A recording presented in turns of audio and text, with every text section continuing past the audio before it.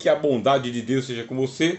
Sou o professor Rogério de Souza, junto com o Instituto Supera, e estamos estudando sobre Deus. A disciplina que estuda sobre Deus é batizada como teísmo ou teologia. Mas a teologia, ela é a ciência total, é o totus, é a totalidade. Por isso, teísmo é a doutrina que estuda sobre Deus. Ao lado do teísmo, você vai encontrar aqui diversas e diversas ideias sobre Deus. E nós vamos evoluindo aqui em nossos estudos. Eu insisto que você mantenha a sua caneta em mãos e o seu bloco de anotações.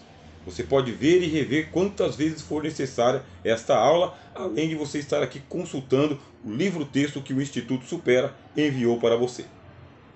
Muito bem, nós estávamos falando sobre Tomás de Aquino, que estava explicando que Deus é espírito puro.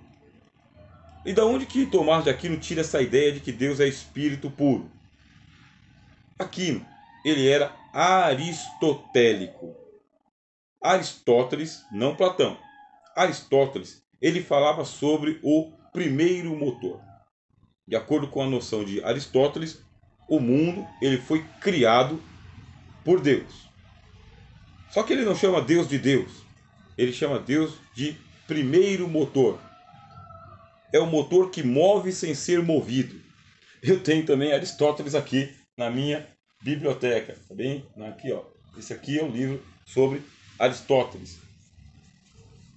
Deus é o motor primário, é aquele que move sem ser movido. Por isso ele é chamado de motor imóvel.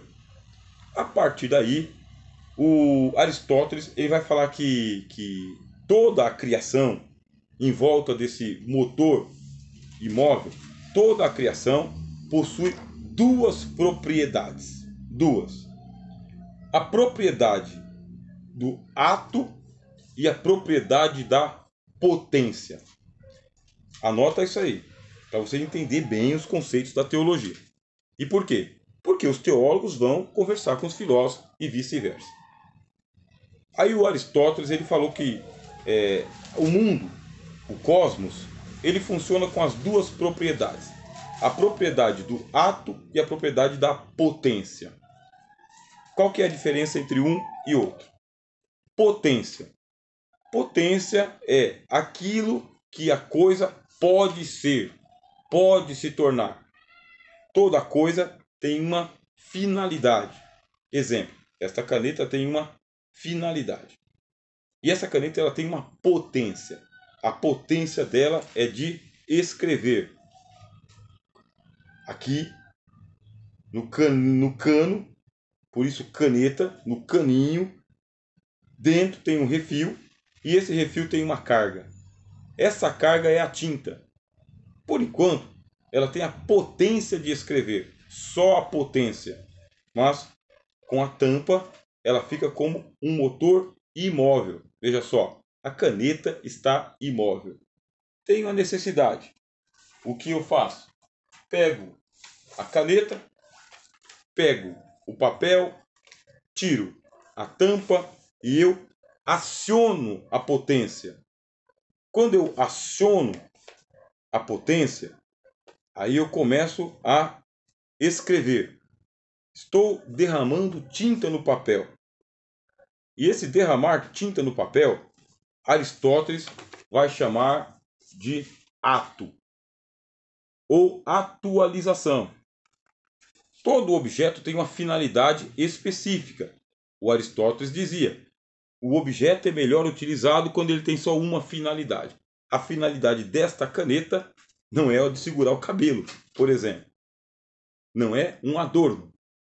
A finalidade desta caneta é escrever. Ela pode, potência, ela pode escrever. Mas com a tampa ela não escreve. Eu atualizo a potência dela e eu escrevo. Assim, eu escrevi para você aqui o nome do nosso instituto, Instituto Supera. Aristóteles ele diz: o mundo ele possui as duas propriedades, potência e ato. Ótimo. Mas o que isso tem a ver com a teologia? Tem a ver com a teologia porque Tomás de Aquino ele estudou Aristóteles. E ele pegou os estudos de Aristóteles e ele levou cativo para a teologia. E ele aplica o conceito de ato e potência a Deus. Por quê? Porque nós temos outro atributo de Deus, que é a sua onipotência. Palavra em latim. Onipotência é um atributo natural de Deus. Omnis, que significa tudo, e potência. Então esse potência, onipotência, significa que Deus é todo poderoso. No grego, pantocrator, ou no hebraico, Shaddai. Deus é todo poderoso. Não existem limitações para Deus. Ou, na linguagem de Aristóteles, Deus é todo potência. Deus tudo pode. Agora, tudo pode, mas ele vai fazer tudo aquilo que ele pode? Mais uma vez, o exemplo da caneta. Motor imóvel. Precisa acionar. Aí quando aciona, o que acontece? Quando aciona, a caneta escreve. Isto é, Deus, sendo onipotente, tudo pode. Só que ele aciona a sua onipotência para finalidades específicas.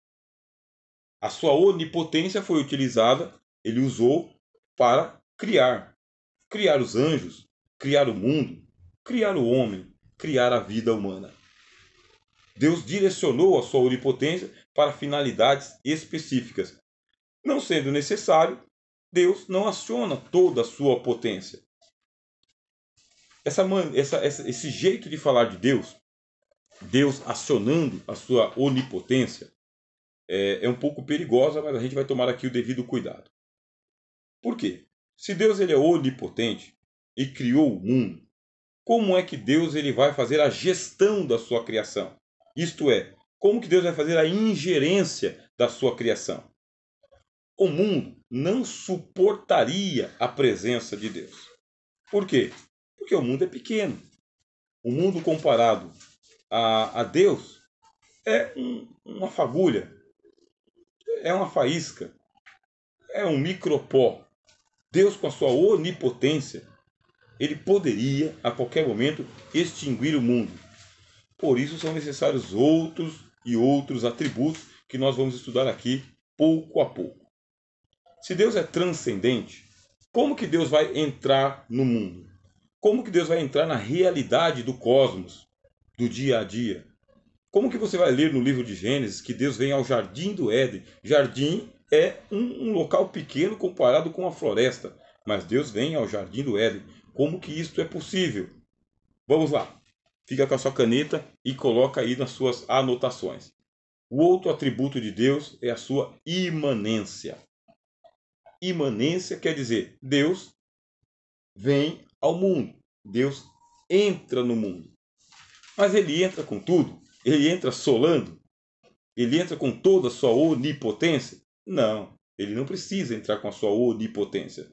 Mas ele entra de uma maneira imanente. Esta é a natureza espiritual de Deus, simbolizada pela luz. Por isso que a Bíblia diz, Deus é luz. E sendo Deus luz, ele vem ao mundo através dos seus atributos morais, também através dos seus atributos naturais, mas Deus segura a carga. Deus segura a onda. Deus não vem com tudo. Deus vem com leveza. Deus vem com simplicidade. Deus vem com tranquilidade. Ele criou o mundo em 6 dias, organizou a natureza e entregou o mundo ao governo humano de Adão e Eva. Agora ele vai respeitar as leis que ele mesmo impôs para a sua criação, inclusive para os animais, inclusive para a humanidade. Por isso Deus não chega chegando. Deus chega de uma maneira imanente e Deus vem na sua tranquilidade. Quando a gente vai para o hebraico, por exemplo, vai dizer que Deus ele é Ruá ou Pneuma no grego. O que é Pneuma no grego? Espírito. O que é Ruá no hebraico? Espírito. Deus vem como um hálito. Deus vem como uma brisa. Deus vem como um vento. Deus vem como uma camada atmosférica. Mas não confundir. Deus não é hálito, Deus não é vento, Deus não é camada atmosférica. Essa noção de que estes elementos da natureza são divinos pertence ao panteísmo. Panteísmo é uma noção teológica de que a natureza é divina e que Deus é a natureza. Ou seja, Deus e natureza se confundem, como se fossem seres híbridos. Aí é a noção panteísta sobre Deus. Nós que lemos a Bíblia de capa a capa, não temos a noção panteísta, somos proibidos de ter essa noção panteísta. Nós também não temos a noção panenteísta, é outro conceito. Por isso, caneta na mão. Panteísmo é Deus em tudo, tudo em Deus. Panenteísmo. O que significa panenteísmo? São as emanações da energia de Deus nos elementos da natureza. Como que acontece? Deus continua lá fora, transcendente, mas Deus envia suas energias, Deus envia seus poderes para elementos da natureza e esta energia diviniza o mundo. Diviniza o carvalho, diviniza o rio, diviniza a terra, diviniza o fogo. Você entendeu a diferença? Panteísmo. Deus está em tudo, tudo está em Deus. Panenteísmo. Deus continua lá fora, mas ele manda o recado através dos elementos da natureza. E com isso vai surgir também a outra noção teológica chamada de animismo. Anota aí, já falei sobre teísmo, Deus existe. Já falei sobre ateísmo, Deus não existe. Já falei sobre deísmo, Deus existe, mas está fora do mundo, não se intromete. Falei sobre panteísmo, Deus está em tudo, tudo está em Deus. E agora vou falar sobre animismo. O que é o animismo? É a noção teológica de que as forças da natureza elas possuem propriedades divinas. Animismo. Um talismã, por exemplo. Uma pedra da sorte. Um ferro. Um copo com água. Uma rosa ungida. Um corredor de sal. Uma caixinha com planta dentro. Um patuá. Essas são manifestações do próprio animismo. O animismo é acreditar que a natureza ela possui força divina, energia divina, divindade. Aí o que eu faço? Eu vou e eu coloco a mão na árvore e eu converso com a árvore, respeitando a alma que a árvore tem e a sabedoria que a árvore tem e o poder divino que tem nesta árvore, como os carvalhos que a Bíblia fala, o poder divino me abençoa, porque eu respeitei a sacralidade desta árvore, ou deste rio, ou desse pedaço de terra, ou desta chama de fogo. Acontece que esses elementos da natureza, eu quero canalizá-los, eu quero trazê-los para dentro da minha casa. E por isso eu vou para o fetichismo. Mais uma noção sobre Deus. O que é fetichismo? É a evolução do animismo. Eu pego esses elementos da natureza e eu os transformo em talismãs, objetos. Objetos que são utilizados, inclusive, no culto de adoração. A vara mágica. Isto. A cruz. A meia-lua. O crucifixo. O metal. Quando eu pego qualquer elemento da natureza e transformo o elemento da natureza em um objeto, e esse objeto ele é destinado ao culto, à adoração, à invocação das forças da natureza, estou praticando o fetichismo. Assim, veja só a evolução. Panteísmo, Deus está em tudo. Panenteísmo, Deus está fora, mas envia o poder dele sobre a natureza. Animismo, a natureza tem alma própria, alma divina. Fetichismo, objetos consagrados ao culto, à adoração ou à invocação das forças da natureza. A teologia precisa estudar tudo isso. Por isso, caneta, e bloco de anotações, rascunho mesmo, porque a gente tem aqui que caminhar. Ora, se eu tenho todas essas ramificações da teologia, da religião, não da teologia, tá? Essas ramificações da religião, e eu quero me formar teólogo, o que eu tenho que fazer? Coloco tudo num bloco, amarro tudo e jogo no fundo do mar e estudo só a minha noção teológica, só o teísmo bíblico, Antigo e Novo Testamento? Não, o teólogo não pode se dar este luxo. O teólogo não pode se dar esse privilégio.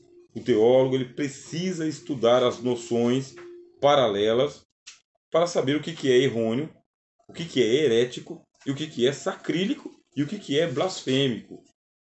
Se você souber que essas noções elas são negações de Deus, que vai para a feitiçaria, o ocultismo e outras práticas proibidas pela palavra de Deus, aí você já começa a desconfiar da presença da idolatria na religião. Justamente.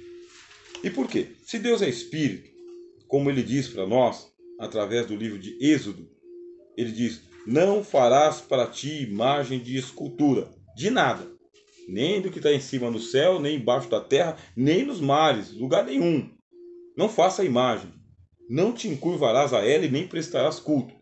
Isto é, você não vai para o animismo, invocar as forças da natureza, não vai para o fetichismo, consagrando objetos como se eles tivessem poderes mágicos. Você não vai para o panenteísmo, invocando forças extraordinárias do mundo em nome de Deus. Não vai para o panteísmo, adorando o sol, a lua, a estrela, os objetos, ou as coisas, ou os animais. Por quê? Tudo isso são manifestações da idolatria. O que é o ídolo? O ídolo é a falsificação de Deus. Todo ídolo é uma falsificação do divino, do sagrado. Deus proíbe. Nós que fazemos teologia, começamos a ficar com o faro teológico aguçado. Vai acontecer um refinamento teológico. Você vai começar a identificar coisas na sua prática cristã, na sua prática religiosa, na sua prática devocional. Você vai começar a identificar alguns movimentos, alguns fenômenos, algumas práticas que são práticas idolátricas. E você vai ter a alternativa de continuar, usar, ou então parar de usar e ensinar que está errado, inexato, inapropriado, proibido. Deus é espírito, espírito transcendente. Deus está fora do mundo, mas ele tem o seu atributo da imanência. Deus vem ao mundo. Deus vem ao mundo em espírito, que é representado pela palavra ruá e pela palavra pneuma. Ruá no hebraico, pneuma no grego. Ruá, hálito, vento, fôlego, espírito. E no grego, pneuma, mesma coisa. Ar, hálito, fogo, espírito. São emblemas. É uma linguagem metafórica. É uma linguagem metafórica. Por quê? Porque para falar de Deus nós precisamos ter algum vocabulário, algum repertório. Como Deus ele é transcendente, ele é espírito, consequentemente ele é indescritível. Deus não pode ser descrito. Você nunca vai encontrar um teto acima de Deus. Você nunca vai encontrar um chão abaixo de Deus. Você não vai encontrar as lateralidades de Deus, direita ou esquerda. Por ele ser transcendente, Deus ele é indescritível. E sendo ele indescritível, como é que eu vou falar de Deus? Eu preciso de um vocabulário. Que tipo de vocabulário que o teólogo utiliza? Linguagem antropomórfica. Anotou aí? Então anota. Linguagem antropomórfica significa que nós vamos utilizar formas, morfos, formas que nós, enquanto humanos, utilizamos para entender aquilo que é transcendente, antropomorficamente. Quando a gente diz que Deus ele tem olhos, é porque eu tenho olho, você tem olho. Assim os olhos do Senhor estão sobre os justos da terra. Isso é metafórico. É uma linguagem antropomórfica. Deus é muito mais do que tem olhos. Deus ele é onisciente. Sendo Deus onisciente, tudo ele sabe. Tudo ele sabe. Mesmo que ele estivesse de olhos fechados. Sendo onisciente, a sua onisciência está no lugar dos olhos. Você e eu não somos oniscientes. Nós somos extremamente limitados. Mas os olhos, eles nos comunicam com o mundo exterior. E a partir desta visão, a gente discerne pessoas, cores, lugares, distâncias e tudo aquilo que pode ser visto. Preste bastante atenção. Você está se formando em teologia. Começou a sua formação. Nesse momento, o que o professor Rogério espera e o Instituto Supera está esperando de você? Nesse momento, eu espero que o teu bloco de anotações esteja encharcado de rascunhos. Que você esteja ouvindo e anotando. Que você tenha aí o livro-texto à mão. Se você imprimiu, se você recebeu, foi lá, imprimiu, tem uma impressora, tá, vai anotando, vai rabiscando isso daí. Porque você, como teólogo, precisa de ter uma excelente formação para entender os atributos naturais e os atributos morais de Deus. Todo esse repertório, toda essa linguagem que é utilizado, acabei de falar que Deus não tem lados. Mas você vai para a Bíblia e Jesus está sentado à destra da majestade. Como que não tem lado? Linguagem antropomórfica. Você lembra que Salomão falou? Que nem os céus dos céus podem conter Deus, quanto mais a casinha que ele fez. Nem os céus dos céus. Deus é maior do que os céus. Por que ele é maior? Porque ele é imensurável. Outra linguagem da teologia. Imensurável. Deus não tem medida, não tem fita métrica que consiga dar uma volta em Deus. Ninguém consegue medir a altura de Deus, a largura de Deus, as costas de Deus, o rosto de Deus. Ele é imensurável. É outro dos seus atributos também. Por isso, se estamos falando de um Deus transcendente, que diz que é espírito, que vem ao mundo, e ele é representado pela linguagem metafórica de pneuma, vento, hálito. O que eu tenho que fazer com esse conhecimento? Me submeter, me sujeitar, aceitar isso aqui, colocar na planilha e tratar Deus como sendo espírito. Pelo seu atributo da imanência, Deus vai se fenomenalizar, como nós já falamos para você aqui. Deus se fenomenalizar é deixar rastros, é deixar sinais da sua presença, sinais da sua obra, sinais da sua vontade. Por isso que nós falamos da teologia natural e estamos aqui preparando o terreno para falar da teologia revelada, sem falar do Deus que se esconde. Nós estamos chegando aqui aos instantes finais desta segunda parte da nossa aula e eu recomendo que você faça logo uma revisão, tá bem?